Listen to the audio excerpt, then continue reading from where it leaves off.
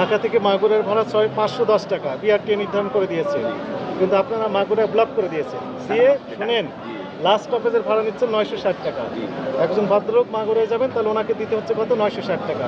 এটা তো আনএক্সপেক্টেড, এটা আইন ভায়োলেশন করছে, এগুলো করতে পারবেন না।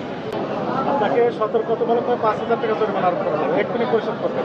আদালত আমরা আইনগত ব্যবস্থা নেব, দ্রুত পরিশোধ করবেন।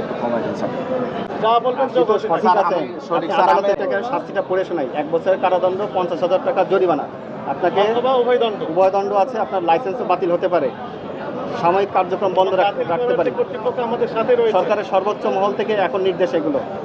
আপনি যদি আমার রায়ের সাথে সম্মতি না জানান, আপনি আদালতে যে রায়ের বিরুদ্ধে আপিল করতে পারবেন। আপিলে যদি আপনার কোনো সহযোগিতা লাগে, হ্যাঁ, জয় হয়, আপনার পক্ষে যদি মহামান্য হাইকোর্ট রায় দেয়, তাহলে টাকা